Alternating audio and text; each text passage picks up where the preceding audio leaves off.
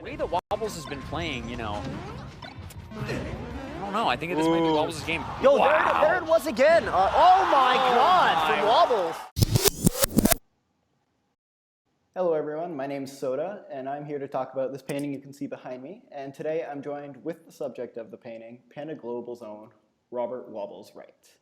And you can hear me fine, and everything's all set? Yep, I'm good. Perfect, thank you.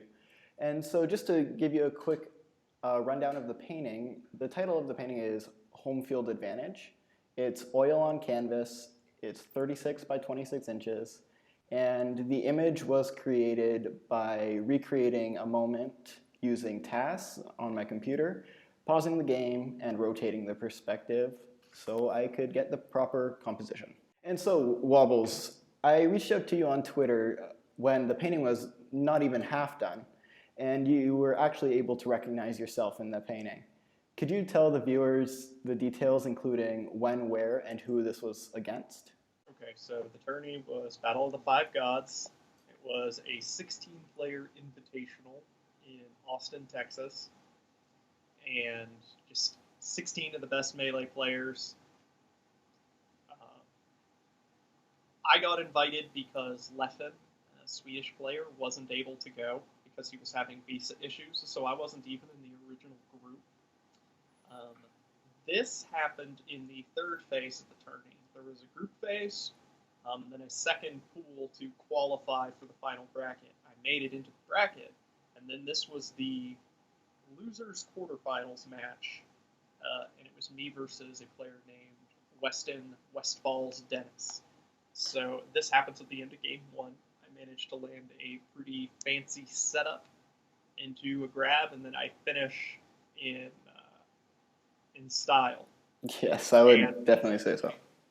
This is a nice freeze frame in that moment. Actually, just to reference the picture, what I did when I was choosing the moment, I was looking for what's called the decisive moment of the match.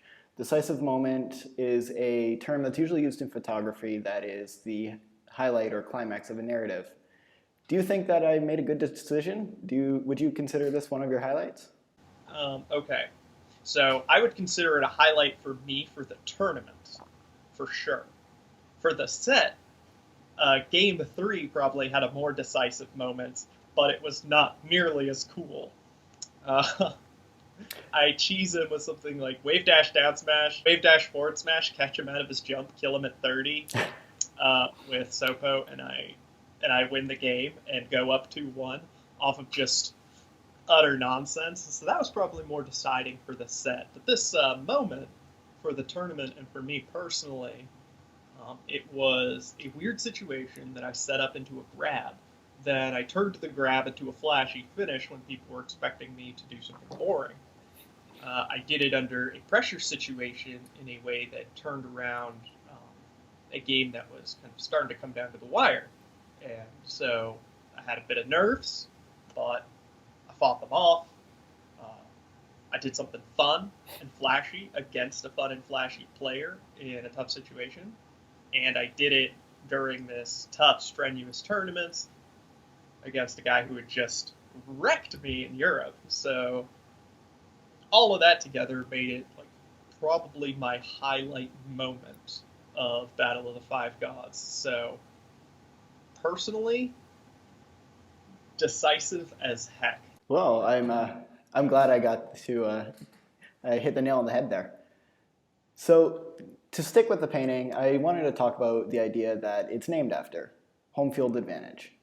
And for anyone that doesn't know, typically in sports, there's statistics that show the teams playing at their home field or in their home area is the team that's more likely to come out as the victor.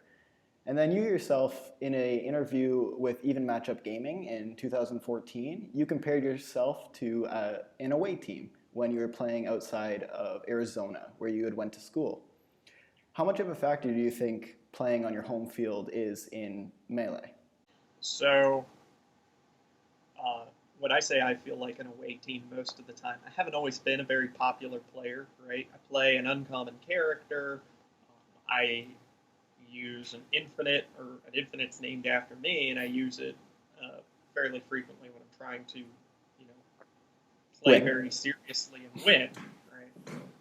Because there's a lot of times where you play for fun, you do less than optimal stuff. You're having a good time, you're goofing around, the money's on the line, you want to win. You will do the strongest thing, even if it's not the most fun thing, right?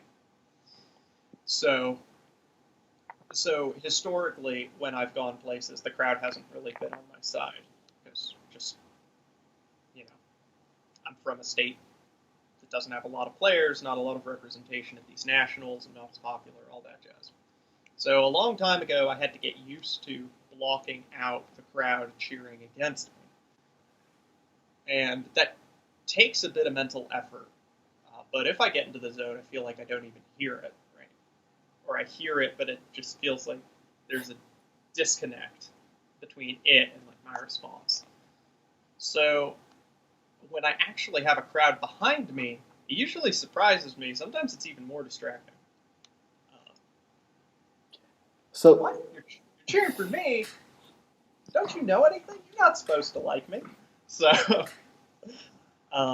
when that happens, it is kind of interesting. It's fun. It's cool. It's like, yeah, I am cool. Thanks, man.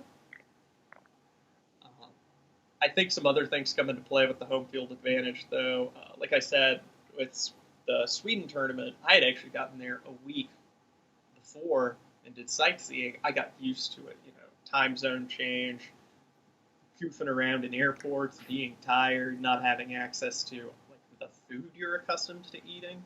I think for sports teams, they probably, I don't know if this is true or not, but it seems like they would probably practice more in their stadiums too. So they probably get, some kind of extra benefit from being in a familiar environment. They got more people cheering for them. They're less tired. I think all that adds up. In this case, I was in a different city, but I only had to drive a couple hours to get there. And meanwhile, Westballz had to fly in from California, right? Right. So time zone change, blah, blah, blah.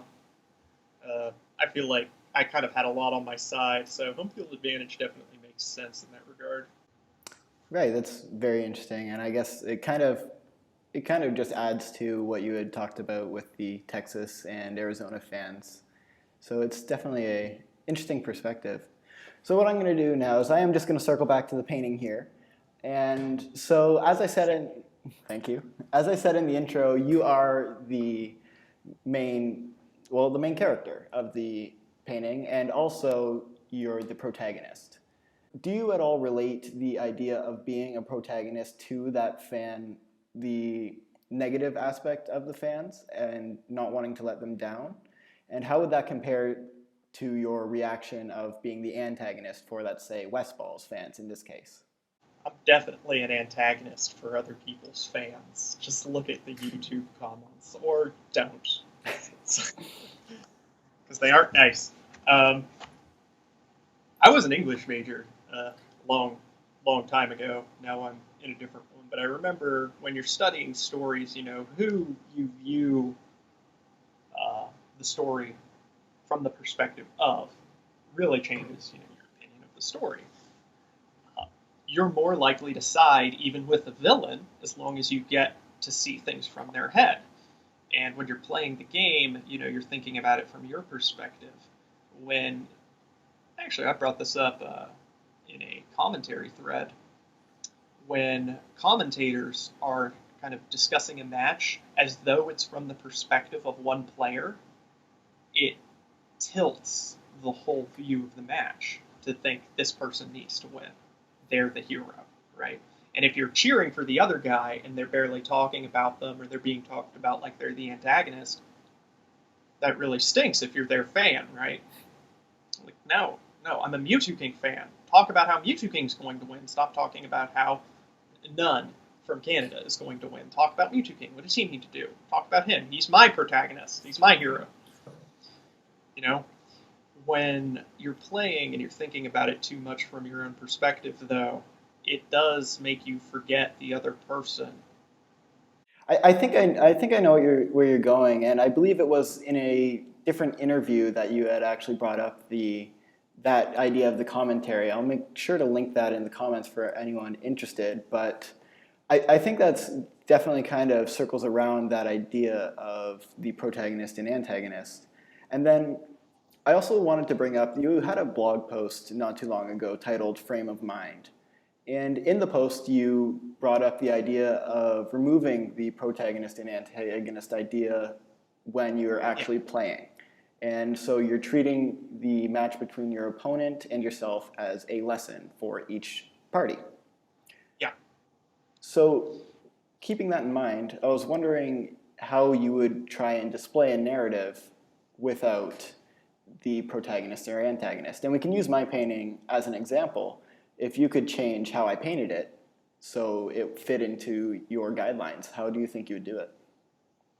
So in the painting up there, you can kind of see how it's centered on the main climber. So that just naturally puts them at the center of your focus. And there are actually some psych studies showing that whatever you're paying attention to, you're more likely to view as the cause of something, even if it's not. So like if you're watching an interview where two people talk evenly, but the camera is focused on one of them, they look like they dominate the conversation. So in this case, it looks like I dominate the painting because, quite honestly, from a perspective, I do. I'm right in the middle. It's centered on me. I'm also bashing Fox with a hammer. That's pretty rough. If you want to make it look less like I'm the hero or the protagonist of the picture, then, you probably change the arrangement so that it was more evenly dispersed between me and the other guy. So maybe lift the frame up a bit so that I'm in one corner, Fox is in the other, or we're both kind of close to the center, but the center is empty space. And from a color and composition perspective, you might continue tilting the camera so that it looks like aesthetically pleasing to do that. Not being the artist, man, I'm not 100% sure how to do that, but yeah, making sure that the two characters are equally close to the center, so it looks like you can kind of pick who you want to be the hero just by shifting your focus. Whereas for this one, if you look up at Fox, it's very clear he's the secondary element, and the focus is on me. I think that's not always healthy in a competition, because the other person wants to win as bad as you do. I'm going to pray to God so my sports team wins, and then the other team's going to pray to God, and now God has to pick who prayed better. You're both trying to win, you're both trying to improve, and viewing yourself as the protagonist too hard can kind of blind you to what the other person is thinking, and funnily enough, get into their head so that you can destroy them. And in this case, just by focusing on me, it's oh yeah, this is awesome for Wobbles. And then Westballz is up there what about me? And then he flies away. And yeah, it's interesting how that plays out when you're competing. In the picture, it's very obvious who you're supposed to be cheering for in this case, So I think that's actually going to wrap up all of I have to say and all of the questions I have for you. I'd like to thank you very much for spending some time with me, and thanks for responding when you did, and just answering to me reaching out. I really appreciate it. Yeah, man, you made a pretty awesome piece of art, and I'm not just saying that because I'm in it. Well, maybe I am. I don't know. Wait until you see it up close to say that. But it feels cool to be reached out to, and to know that when people watch me play and compete, it makes them want to do stuff of their own. It's kind of a pay-it-forward effect, and it's really awesome. So thank you for making the painting and having me. Yeah, of course. And is there any shout-outs you want to do? Just honestly, shout-outs to content creators, people who make things and share them. So things like this painting, or things like videos and interviews, and things that let me talk a lot, and things that let people connect and communicate. Because if it weren't for that, I would just be playing video games in my room probably. So there you go. All right. So thanks again. And just for everyone watching, this is the beginning of a series that I'm going to be starting, and there's going to be more paintings on the way. And if you like that, just stick around and take a look at my Twitter, which will be in the link in the description, and my channel I'll keep you all updated. So thanks for everyone for tuning in. Hey guys, Soda here. Thanks for sticking around to the end of the video. I just wanted to give a quick shout out to ege.gg and OntarioSmashgg. I wanted to thank them for all of the support they've given me and the Ontario Smash scenes. And I also just want to take this time to remind you guys that you are watching the condensed version of the video, and the full version is over 2 times as long. You will see some repeated questions, but there's definitely a lot more to see, so if you're interested in that, I'd recommend checking that out. And thanks for tuning in. See you guys in the next video.